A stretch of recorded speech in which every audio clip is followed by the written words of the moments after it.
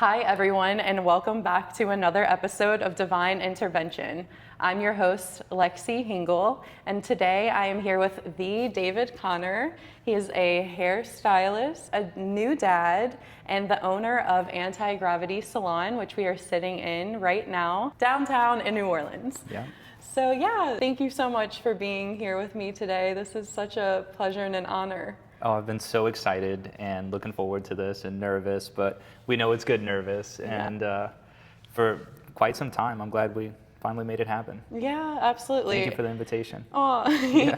And this is a full circle moment for me because I have watched you for years, just occasionally getting my hair done by you, but also before I got my hair done by you, I got my hair done by Lauren, your wife. I went to high school with her, and so I remember the studio that you both worked at before you opened your studio in 2019. Yeah. And so, I've kind of just been like a fly on the wall, kind of watching you build this empire that is your business. Mm-hmm.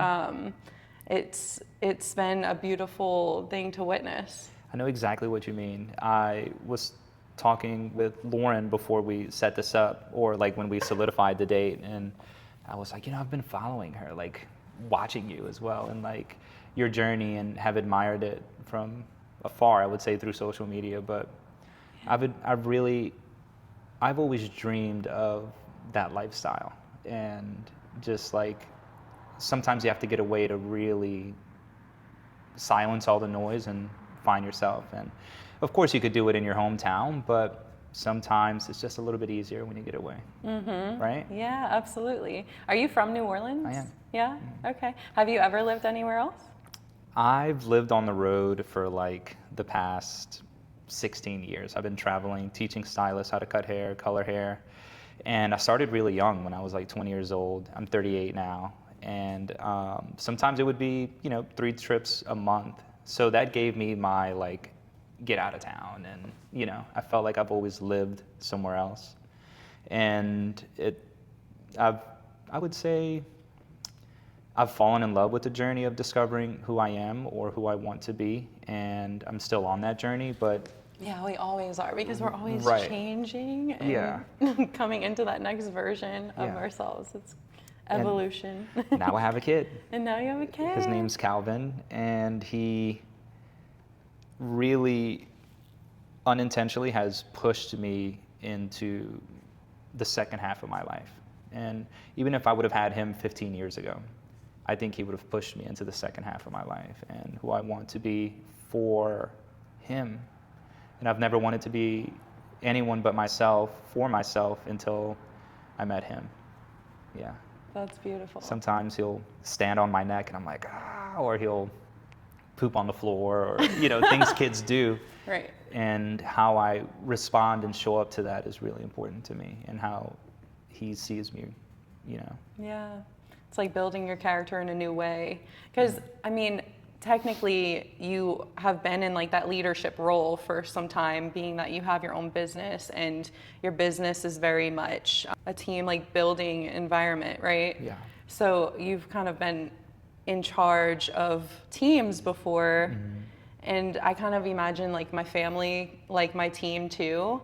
I'm living with my family right now, and every day I wake up and I'm like, okay, like what role do I need to play in this team? It's not just me.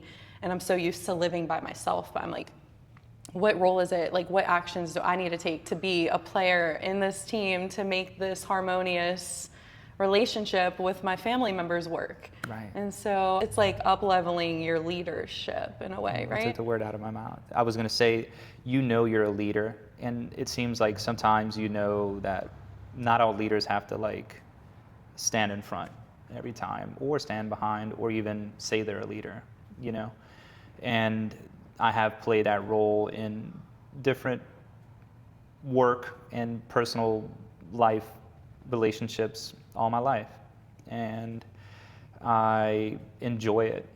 Sometimes I always imagine like being a leader is like taking a group through the woods on a hike, or like on a journey, and where do you need to be, in on that, like within that group. And sometimes it's like pushing other people forward to be the leader. Yeah. or like you mentioned, like bringing your family together, or that can be like a leadership role too, and I don't know. Like calling people into their own leadership, because at the end of the day, like, what is it? Exactly. Really, we all have our unique gifts, and they're all necessary for the whole system to operate smoothly. So it's like being the one to just step into that first. That's Yes. really all it takes sometimes, and like showing up consistently in that way. Yeah. It's like that's all you can really do. You can't really teach people anything. You can just help them discover it within themselves. Did you know that you always wanted to open your own salon, your own studio? Well, I've actually never wanted to open my own salon. I would step into salon environments multiple times a month all over the country and all over the world, and none of them really seemed to be able to hold on to like the art of doing hair and running the business. They like shift into like salon owner mode, and they didn't seem to like really enjoy it, or they had to work extra and double. So I never really wanted it, but I had reached a point where I was at my last place, which I'm extremely grateful for. Like, I feel like I got my master's there, my style there, like just everything I wanted and did not want in an environment. But I had reached a point where I was like, all right, it's been 13 years, like I gotta make a move. Yeah. Just for my life story. And I was like, I should go work somewhere else. And I just couldn't, I wasn't ready to leave New Orleans.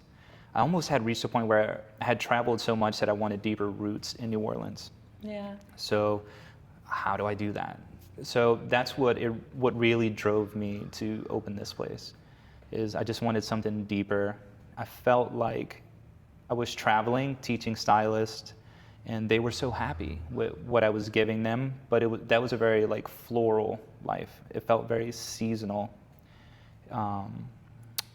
Like flowers blossom and then they just go away. I wanted something. You wanted annuals, not perennials. Yeah. I just wanted I wanted more of an oak tree. Okay. Something deeper. That's what I'm feeling right now in my life too. Yeah. So that's what really pushed me to open this place and what changed my mind. But it came with a lot of things that I didn't think would be a part of it. And now I feel like I'm 6 years later, starting to dance in the rain, but it's still raining. Okay. Yeah, it always but says, I love but it you now. have your umbrella ready to go. I love it. Yeah, absolutely. That's what I think about. I don't know if you're into astrology at all. Astrologers say, look, this isn't necessarily gonna change anything other than the fact that you can be better prepared for what's coming, Right. No, that makes sense. Yeah. Because everything prepares you or shifts you, or there's just a million ways to say it, but like it increases our capacity. Like my cup is now much larger to receive whatever I want to receive, which is abundance. Right. And then it makes you capable of giving more too, because it's just that never-ending flow. But it doesn't feel good to always grow, usually. No, it's very uncomfortable. Actually, never, right? Like, I can't remember one thing that, like, even at the gym, when you're lifting a weight, like, it's like really how much pleasure. You have to tear your muscle to grow your muscle. I hate this shit. Can you be bigger? But no, I was thinking that on the treadmill this morning. It doesn't matter how many years go by. I think you just become more accustomed to, like, this is normal to feel this way. Yes. And to keep going. Yes. And like each time it's like, holy shit, like, is this really happening again? It's just gonna keep happening. But we get to that season of spring and summer where like the flowers do come, but you're talking about oak tree. So I'm thinking like, you got a bigger picture, we're not just thinking about flowers anymore. We're thinking about building something that's long lasting, like legacy, like past our lifetime.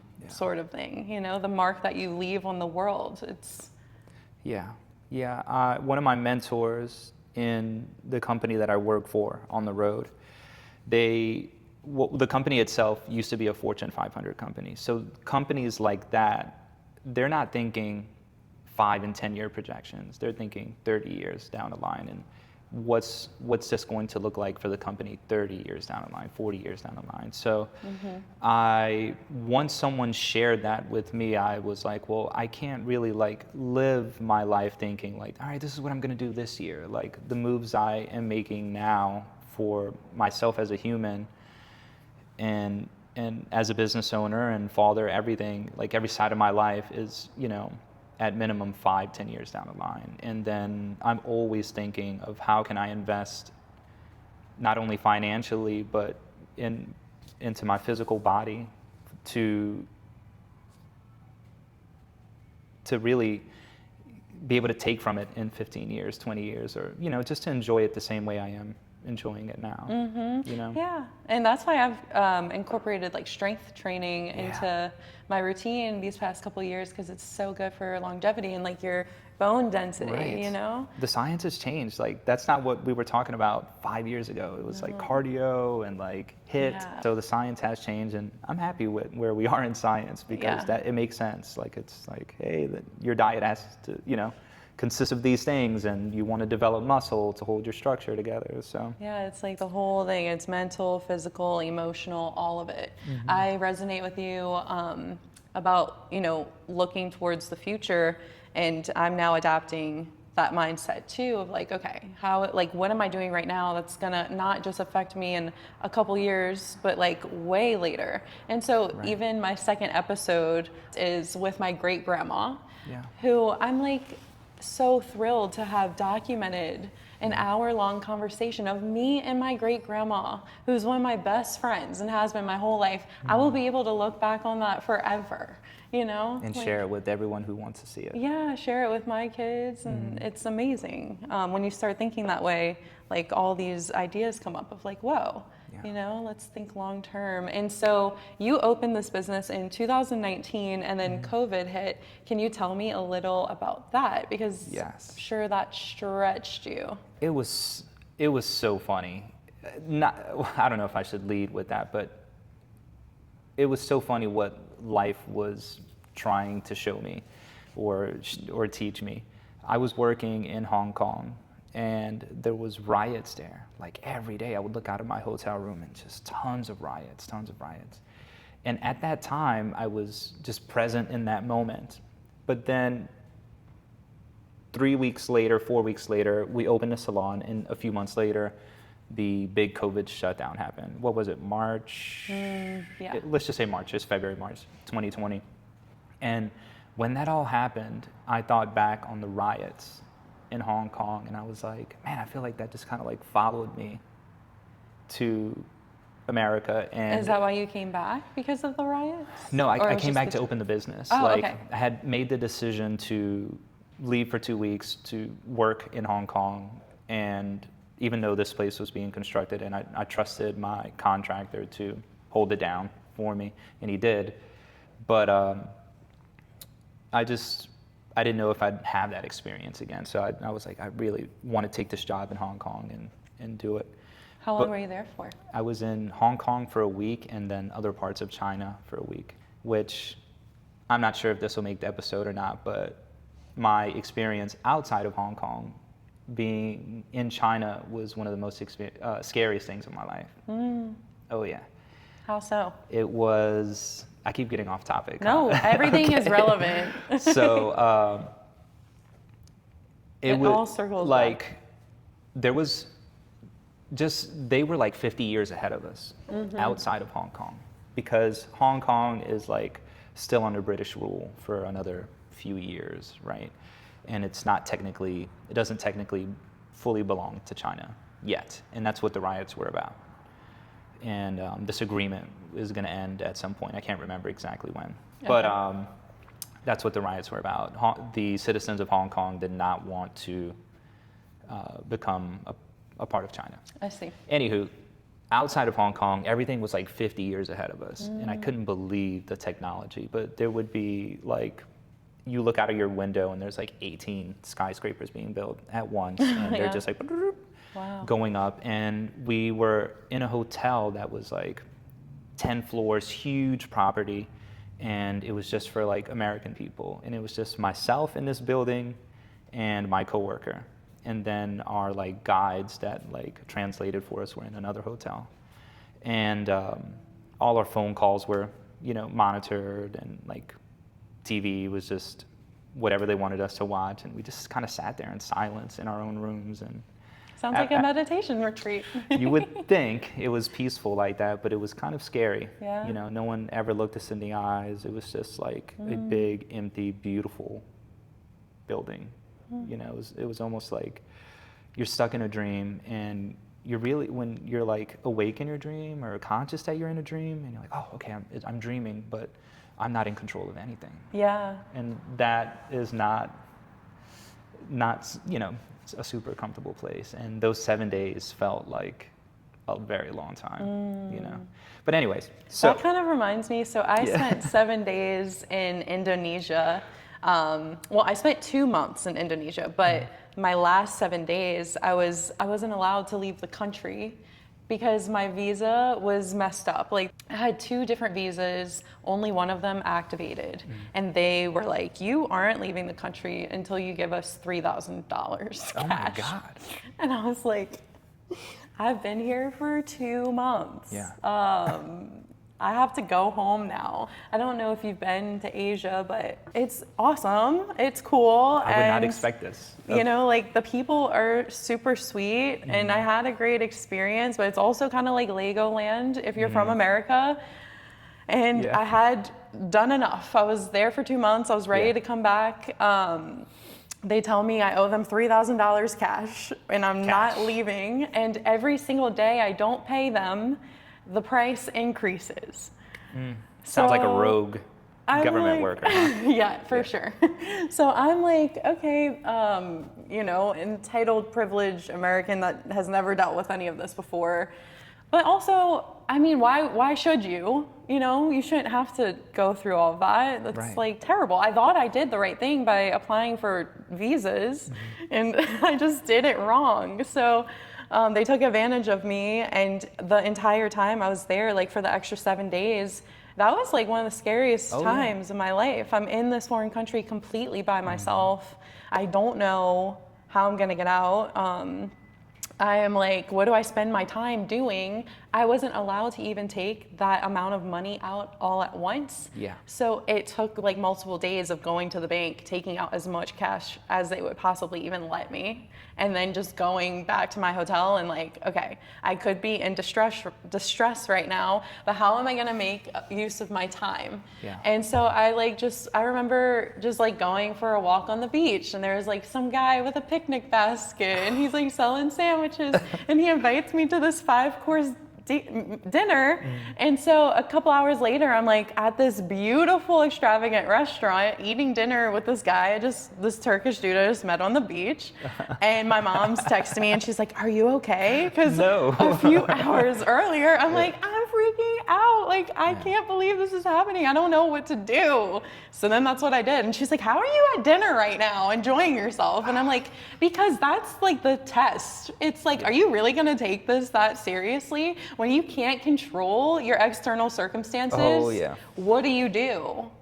Because what good is it to panic? Like, what good is that? Where is that going to get you? And we are, like I was saying before, we're attracting everything towards us via our frequency, our vibration, and our body. So if I want things to work out, if I want to get out of there, I better figure out how to be happy exactly with the situation I'm in right now. That's going to like hyperspeed this whole experience. So yeah, I enjoyed myself. Oh yeah, in hindsight, your decision to take a walk on the beach popped this person into your dimension. Exactly. You know? Yeah. So, very cool.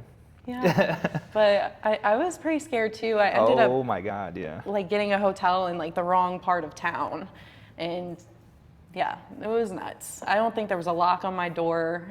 It was a raggedy situation. Oh yeah. It's really like reframing your mind every single time there's a change.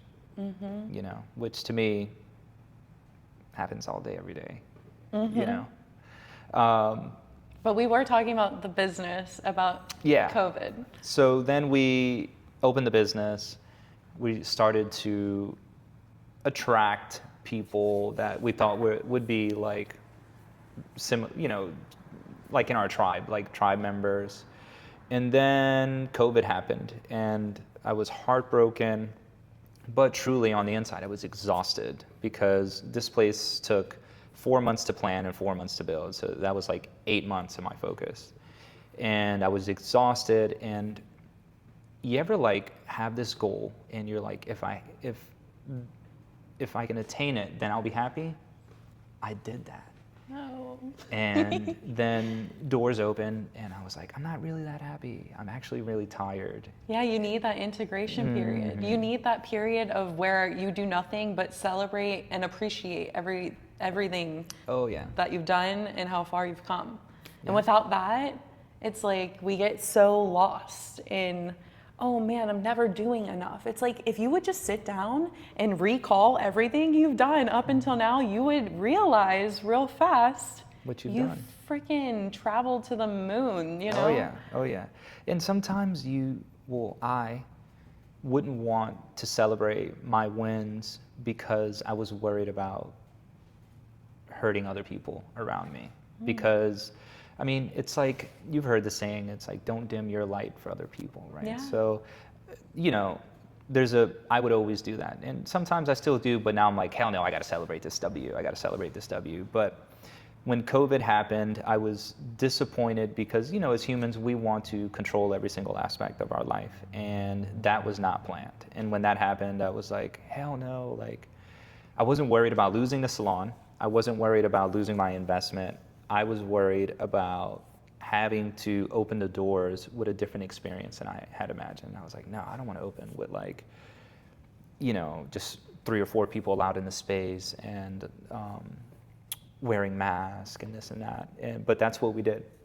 We followed every single thing that we had to do, and we never pushed our opinion, and that's what made us successful. It wasn't like, hey, you don't want your temperature checked at the door, then can't come in. Yeah. You, like the team members, we had to all work different shifts. So like some people volunteered to do mornings, middays, afternoons.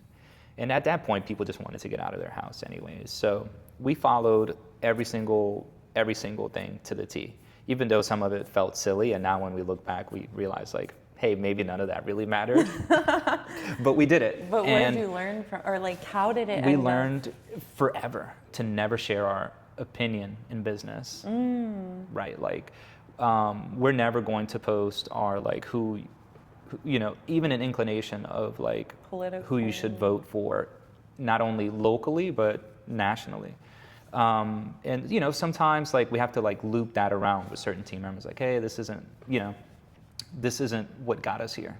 And we learned that during COVID. It was like, hey, like it's not opinion based. It's like, this is what we have to do, and we did it. Interesting. And people would get sick and point the finger at each other. We had little hurdles and things like that. Like things, I'm going to talk about it because it was a challenge, but I think we overcame. Like we've won top 3 salons from locally a few years in a row, and yeah, congratulations. Thank you. I think it's because of like little shit like that, little things like that, and obviously so much more in our team. But you have to have boundaries. That was like foundation. Professional boundaries. Yeah. Do you think only having a few people in the salon at a time from the jump really made you that much more like intentional when you were allowed to have more people in, because it was such a slow pace that you like saw everything in slow motion? Like, was there any benefit to that whatsoever looking back on it? Oh yeah.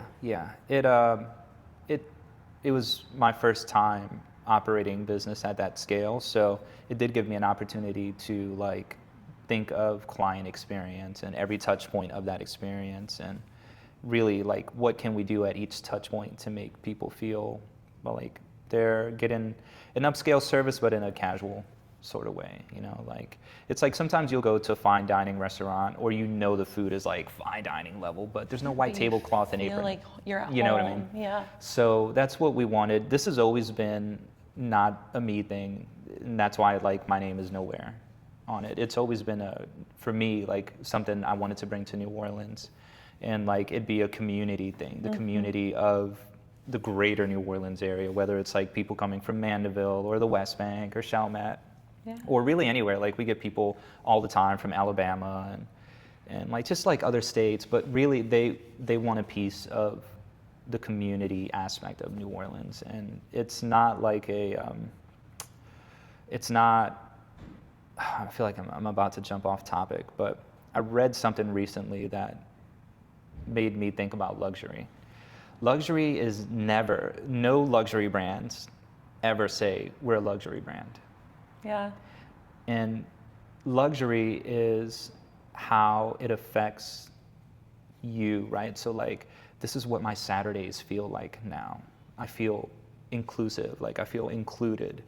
And reading that recently, like 2 weeks ago, made me realize that that's what we've done here, is that people feel included at all social classes come here, and they feel like, I've arrived, like this is it. And sometimes people are like, I hate this place, you know, and they may not come back.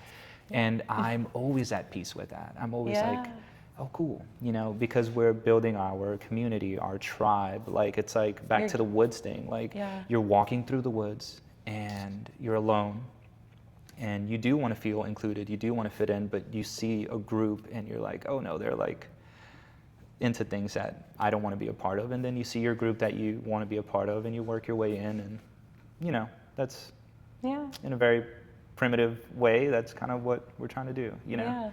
So that to me is luxury. Yeah, I think luxury is like an experience. Right. You're providing an experience. I think about it with my yoga classes and like where I am at in my teaching journey and who I want to be. And I had an incredible teacher in Hawaii, and I don't want to be her, but I would love to emulate her style and like bring what she provided there to me here to people in this community. And I'm just like, well, what did she give me? She gave me an entire experience from the moment she closed the door and started to the moment you left.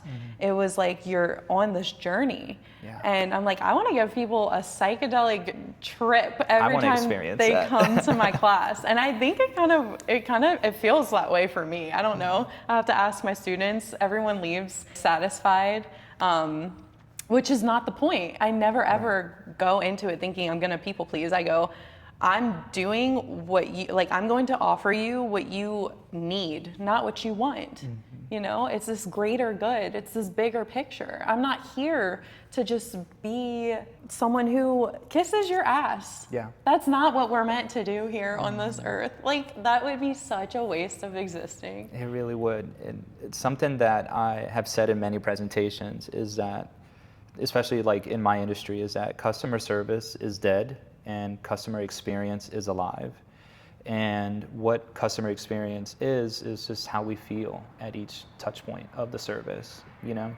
So from when you close the door, you know, to your sessions that you're doing with your students or your community. I am no longer like actively in the mindset of Alexis is doing this. It's like, I'm open to whatever I need to channel for the people that are there. And I don't always even know what that looks like until it happens. And the things like I even say throughout, I'm like, well, I didn't plan to say that, but I just felt energetically that someone needed to hear this. And then someone comes up to me after and they're like, that is exactly what I needed to hear. And I'm like, well, that's why I said that. You know, it's like not about me, it's about you. And I think that's how we succeed in business and in our relationships too. It's taking yourself out of the seat of the ego, the little I, and really stepping into your higher self. And you do benefit from it after the fact, but you're not putting the need for like your own success and fame and gratification first. That's just simply a byproduct of the service, of giving the experience. Because you're a part of that experience. Every time I teach a yoga class now, it gives me the same relief as if I was taking another person's class. It's almost like therapy for me to teach a class. So I have been practicing for 13 years. I don't really take many people's classes anymore because all I did for 10 of those years was take hundreds of different people's classes. And then so now I'm like, okay, I know what I want to incorporate into my style, and then I'm gonna put my flair on it, and now is like just a accumulation of all these incredible teachers that I've studied under, and this is what I'm going to offer. And it's giving me the same satisfaction as when I had just started my journey and I was taking amazing teachers' classes. Yeah. Being of service is a gift. One thing that you said that really connects with me is practice, like conscious practice. Like, have you ever in your industry met with someone and they're like, I've been doing this for 30 years. In your head, you're thinking, doesn't seem like it. Yes. Or like, when did you stop practicing? Yeah. Is usually. So like, I would run into hairstylists all over the country and barbers, and they would say, well, I've been doing this for 30 years or 25 years or 15 years, more than me at that time. Right. And I would say, I'd be, oh, that's great, and I would realize that they stopped practicing. So for me, like, I'll just use an example, like every time I comb hair or I like get ready to apply the paintbrush, I am thinking to myself, how can I like do this just a tiny bit better? Mm-hmm. Every single stroke, every single time it keeps you like, you have to stay conscious in your practice. Yeah, full awareness, full attention. It's a lifelong thing. Mm-hmm. There is no final destination. The destination is the practice. Yes, and there's no shortcuts either. Mm-hmm. So I can only imagine why you don't want to continue to take hundreds of classes, because now you're developing your practice. And, and I'm still learning from great teachers, but it's more philosophy, which is the advanced practice of yoga, because asana, physical movement, is step one. Like, that is surface level yoga. Yeah. But the real yoga is sitting with yourself, like coming home to yourself, sitting with yourself without trying to run away or escape. Yeah, and like cultivating this equanimity and peace inside. So the asana, the physical practice, is just basically a warm-up to prepare you to sit for longer durations of time. Yeah.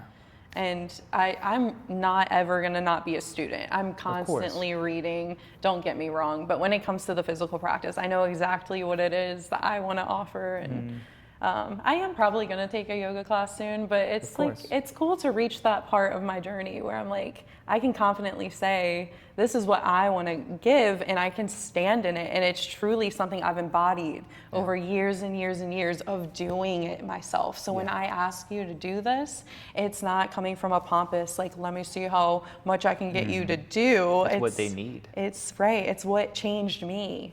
And so I know, like, from my firsthand experience, the possibility it has to offer you benefit. I know that you're and I don't know, I can't even say that I understand like a level of yoga or any level of yoga, but I know that from someone who is always conscious in their practice, I know that you're in a very high level of your practice. Do you want to know why? Why?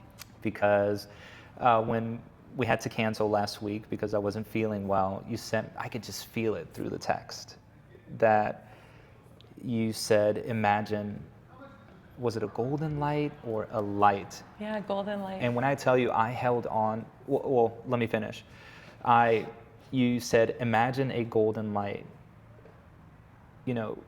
exhaling and inhaling, like in front of me when I would exhale and inhale. And when I tell you, like, I held on to that the whole weekend and for a few days after, and I really connected with that. I felt it through the message. And I was like, oh, I really can't wait to sit with you and talk. And because I know that you're at a high level in your practice and you're deep in your practice, and your journey didn't start yesterday, and this isn't something that you're just like, So it meant a lot to me, and I did do that. I did take your suggestion, and it did heal me, and I felt like, well, you healed yourself. Yeah. That's the best teachers. The best teachers always point you back to yourself. Right. Yeah. So you helped guide me to heal myself, and I appreciated that. Yeah. I'm so glad. And I think that was perfect the way it played out, because I wanted you to know that I care more about you than I do about a video and a podcast, Yeah, I could feel that. Yeah. So that's yoga. It's like just like living in this constant state of compassion, understanding, forgiveness, non-judgment. Right. What are some things that you've noticed in your classes that people have been scarred by other yoga instructors?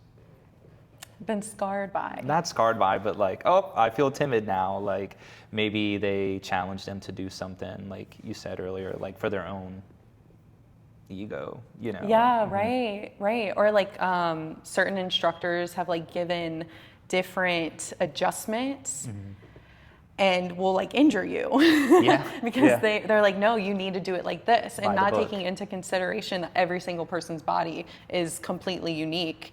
I mean, even the way your bones fit into sockets and whatnot, you know, like the way your bones are built, every single person is different. And it depends on like your ethnicity, and just everyone around the world has different genetic makeup, you know? So there have been times where like I've been injured by teachers, I've seen other people injured by teachers, and it's like because they thought there was a right way. I'm gonna encourage you to push yourself into discomfort, but I never want to inflict pain upon you, and I never want you to inflict pain upon yourself, which in yoga is called ahimsa. So yeah, it's non-violence. It's like, no. Like every practice is different, every person is different, everyone's journey is different, and it's up to you. No one can push you to the next level, you know? I've had stern teachers, and I've always been so grateful after the fact that like these people came into my life, because they scared the shit out of me, and they were like, hey, you're like being a ninny right now. But I try to take that and apply it in a more like kind, loving way of, hey, like you can grow in this area, I'm observing it. But with your consent, you know, I'm not gonna go out of my way and push that on someone. It's like, if you are showing up to my class and you wanna learn from me and you're paying for me to teach you, like I'm gonna share this knowledge with you, and it's up to you to either apply it or not. You can, what is the saying? You can bring a horse to the river, but you can't force them to drink. Yeah, I say it every day. So it's like, it's always you, you know, it's you versus you. And my favorite teachers are the ones that have been honest with me. The ones that have been honest with me could have been a little nicer. And so I take that into consideration of, how do I want to come across to people? You know, I want to be honest. I think that's one of the highest forms of love there is authenticity, honesty. But there's always, it's not what you say, it's how you say it. It's how can you be loving in your words, in your expression, all of it, you know? We have like 5 junior stylists right now, and they're all like at the same point where they're being mentored to the next level. And every single day I'm thinking, I'm like, could I have said that differently? Or before I say it, I'm like, what's the best way to say this? Right before you say it. And it's always like, how can I be responsive versus reactive too? And there's like a space and time that I've had to, I would say like a younger me was very reactive. And like in every aspect of my life, I'd be like, oh, shiny light, and I'd run to it. And now it's like, how, and someone shared this with me, and I just want to say that like there is a space and time, and you can grow and expand that space and time between being reactive and being responsive. And that has helped me a lot on like rewording things, or like, you know what, I'm going to give this the weekend. And I feel like I can really respond to this right now, but I'm going to give it a few more days. But it would be like emotion based, not objective. Now I love, like, I don't know the answer to that right now, or I love like, let's talk about this on Tuesday, you know, and like I love like pushing things back, because that actual gap in time doesn't have days or minutes, but when you know that you can create it, it's kind of nice to be like, you know, we're just going to wait a little bit. Yeah, you know? and process. Oh yeah, and that is a practice for me. Yeah, like, every day I'm practicing You're practicing advanced yoga. You're a yogi, by the way. I'm ready. I'm ready. My hairstylist body is like, ugh. Oh man, you kind of like, you're doing a Benjamin Button yoga where like you've already done the advanced, and now you're working into the physical movement. I think it's like that with any lifelong practice, and I've picked up things that like I really realize like, hey, this is forever. And it's hair. It's the little bit of yoga that I've done. Things like golf. Like I hate golf. I don't like it, but I love it. I love the idea that this is going to be forever. You know. So I like things like that now. Yeah. You know. Seeking out things that you're not naturally good at, because then it's like, I can commit to this for like such a long period of time, you know? And we're talking about growing roots, and like the older you get, Oak trees. that's yeah. what you're seeking. You realize, well, it's another day and there's gonna be another day. And if I'm lucky to continue writing out my life story, it's like, what fulfills me? Right. Like getting good at something over a long period of time. Well, how are you going to do that? You're going to pick something that you're not great at from the start. And that's kind of been my yoga journey. I was not like amazing at yoga until like 8 years in. Oh yeah. Yeah. I think the undeveloped prefrontal cortex when we're like in our very early 20s doesn't want things that take a long time. Yeah. You know. I want to shift the conversation over to fatherhood and your journey with fatherhood, maybe things that you didn't expect that have happened, and just the gift that it is to come into this like parent role. Yeah. Where do I begin? Pregnancy? Wherever or you want. after the child was born? Whatever comes to mind first. Like, how did you feel when you found out that you were having a baby? I think I felt, when we found out we were pregnant, extreme amount of excitement. We were getting ready to put down our deposits for our wedding the following, like Monday or Tuesday, and this was a Friday, so we have not been married yet, actually. Okay. And we had like flown to Italy, picked out our place, and like started to develop this dream wedding, and then found out we were pregnant, and we were like, all right, we'll just push it back. And because definitely, like, we didn't think we wanted to bring a 4-month-old to Italy. In hindsight, we should have. Okay. Because we still have not gotten married, Okay. And it's because Lauren, my partner, wants like every chapter to be its own thing. She's like, I just want to enjoy my pregnancy. And then now we're back at like, all right, let's start talking about our wedding again. But when you have a kid, it's like, do we still want to get married in Italy, or do we want to like, I joke all the time, I'm like, let's get married on the levee on the West Bank, but like maybe do something different, Yeah. that makes sense for us long term, and So but then life's so like one of those things. It's like if you live too much in the future, and I've never heard of anyone that like regrets having their wedding, or maybe you have, right? But how did I feel when we found out we were pregnant? So I started to feel like what I think every man feels like. You're nervous. You feel like you have to like step it up. You have to like think of the future and like, am I prepared for this? How am I going to take care of my family? Mm-hmm. And I really reflected on that. And when I thought about it, I was like, men have felt like this for thousands of years, right? It's like, all right, we have to like hunt more, collect more food, be prepared. And that's really where our head is at during pregnancy, and it's, and then like a lot of guys, cortisol will go up and they'll gain weight and things like that. And we're like, well, why is this happening to so many men? So I went absolutely ham in the other direction. I was like, oh man, like we're going to be okay. Like, but like, you really got to take care of yourself, because it's going to be really easy to just like enjoy everything your pregnant wife is eating, and like and all the like down relaxed time, and I wanted to like hike further. I wanted to like bike further. I wanted to like be the strongest person I could be and the healthiest person I could be. So I started to play around a little bit more with what, I don't want to say sober, but what not drinking and not smoking or whatever my vices were, how long can I create a gap in that?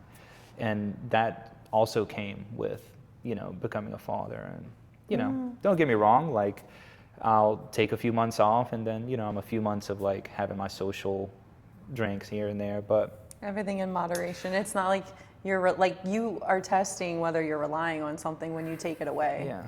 And you're like, whoa, how do I respond? Like, is this something that I was using to, clinging on to help Escapism. me cope? Yeah. Anywho, like now in this chapter, as I'm getting older, I would not want to reach my destination without knowing what my peak performance is like. So now, like, I'm at a time in my life where like my brain and my body are, like my brain is going further than what my body can. So it's like this balancing act. And so lately I've really enjoyed maybe consuming less and escaping less and really just wanting to be present, you know.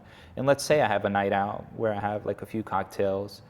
The next day I feel like I'm not showing up at the level that I want to show up, not only for my family, but like just the people that I'm serving. So, you know, like I can be stubborn maybe in that sense where like I would try it a few times and then realize I'm like, I'm not liking this anymore. And I really care so much to where like I don't want to show up this way anymore. And I really don't care what other people do and whatever their consumption rate is, but I have cared a lot lately about what mine is like. And like, I'm not saying it's like perfect in this chapter, but you know, something about the new year and beginning this year, I'm like, all right, I'm back on. I'm ready to take a big break again, you know? So I really hope that this big break can be much longer. And I really don't want to say like I've quit, because that kind of comes with a different pressure too. So yeah, never say never, but also when you're striving for excellence, you know what it takes. You know there's a formula to follow, and you know how you got to your last peak. So if you're going to go to the next one, it's going to require like that much more from you. Oh yeah. Yeah. And I enjoy that. I enjoy feeling and also like being and seeing what that space looks like, you know? So I do try to practice that often now that I'm a dad. Yeah, cool. And I think it's not necessarily like just being a dad, but it is, I guess it is being, I guess it's totally like being a dad, you know? Yeah. But if you had come to our 1-year-old birthday party, you know, Dad let it rip. Oh yeah? I did, but I was like, you know, I'm celebrating that we made it to a year. Yeah. You know, as parents, and we had a year with our son, and you know, we had some health things, and like we made it to a year, and I was like, you know what, in moderation, I'm gonna celebrate tonight. You Absolutely. know? So it was fun, but and I wanted to include that just because it's not an all or nothing thing, but it, you know. It's a balancing act. I know. I've always strived for balance, and to practice balance and to try to achieve balance. If you're standing on a balancing beam, to balance means you're off balance, right? You're like, oh. And that the action of balance is to be off balance. Yeah, right. And yesterday I was at a seminar called Serious Business, and one of the speakers was like, balance is bullshit. And I really connected with that because it's true. Like, it's very hard to balance, and it's like, I really want to be good at being a son for my mom and like being there for her in her older years, but also being like a husband or a partner and a father and like a mentor, and like you're adding more and like weight to killing the it in the plates. gym and like getting enough yoga in, which really now everything has felt so off balance. But I look at it like this too. It's like sometimes when you can't address everything you want to in your life, different like weeds will grow in your garden. And if you let it go too long, then, well, the weeds will overtake your garden at worst case scenario, or you're just going to be weeding for a long time to get your garden back, right? Yeah. So like, as I walk past each part of my life, like I try, or each dimension of my life that I want to excel at, I try to like just pull some weeds there and like make sure that the time that I do have with, let's say, my mom, that it's like, hey, like I am here, my phone is down, and I'm not sure if she knows that's my intention, like to be like at the highest level of present, because she's like taking phone calls from all her friends and all her groups. She's learning from you. And I'm like, Mom, put your phone down. She was like, I really need to answer this, you know. And or like when I'm sitting with Calvin in his playroom, like the phone is far away because I don't want him to see me like looking away. He was always like distracted or something. No, he was always there with me, 100%. Yeah, and my coach said to me, he's like, hey, your son will never care about any of your accomplishments or how much money you had or where you traveled or anything. He's just going to care how present you were, and did you guys have a good time together and things like that. And that really has set me up to move with intention this year. Yeah, people remember the way you made them feel. Yeah. The experience. Yeah. I every day start my day with this prayer of sorts, and I say, please just make me an open channel, vessel, instrument for the highest love and light to be conveyed in everything I do, every act I make, every word I speak, in my body language, like through my thoughts, everything. So conveyed and then received as well. Like, I want nothing penetrating this golden bubble of light that is protecting me if it's not like the highest, most unconditional love. Yeah. And so I find that, and I also say, I go, show me how good it can get. And it's like, whoa. Like, I love that. Just some of the most, it's leaving space for the how instead of like, this is what's gonna happen and then I'm gonna be happy and this is what's gonna happen. It's like, you know how you want to feel, but you don't need to be in control of how you're going to get there. Exactly. And when you let go of the control of what it's going to look like for you to get to that feeling, then you're going to get there quicker because there's less resistance, I feel like I understand that, and I'm able to be in control of like understanding like it's about the journey and the experience and like getting there, but then there's still parts of my life where I'm like, oh, if it doesn't, and that's what I love about aging, is that like we get to work on these things and keep practice. It's just a practice, the whole multi-dimensional practice. Absolutely. Yeah, that's what it was so funny that we're saying this, because one of my best teachers, he just posted a video of himself the other day, like doing these crazy advanced poses, and he's like falling out of every single one. And I love that he highlighted that, because I mean, he's famous on the internet for what he does, and he's known to achieve like these insane poses and postures, and he's straight up like showing the world him failing at every single posture this one day of his practice. And he's like, it's just practice, winky face. Yeah. It's like, if you can't, oh my God. I mean, you gotta, I love that. You gotta like dissolve your ego. You got to just let it go. Yeah, that's where I'm at. It took me a while to get here, but I'm here. And I'll tell you, not only that I like really enjoy this, I felt like I needed it. You fulfilled something for me today. Awesome. Good. That's what I want. That's what I want to do. I wanted to connect with someone, and I felt like this is before you reached out to me. I wanted to connect with someone on this level. Thank you so much. Thank you. Aw. I appreciate it. Thank you everyone for tuning in to today's episode. And if you're in New Orleans, come check out the salon. This is one of the most beautiful salons I've ever stepped in. Some of the most talented hairstylists I've ever met. So, yeah. Thank you. Yeah. All right. Bye.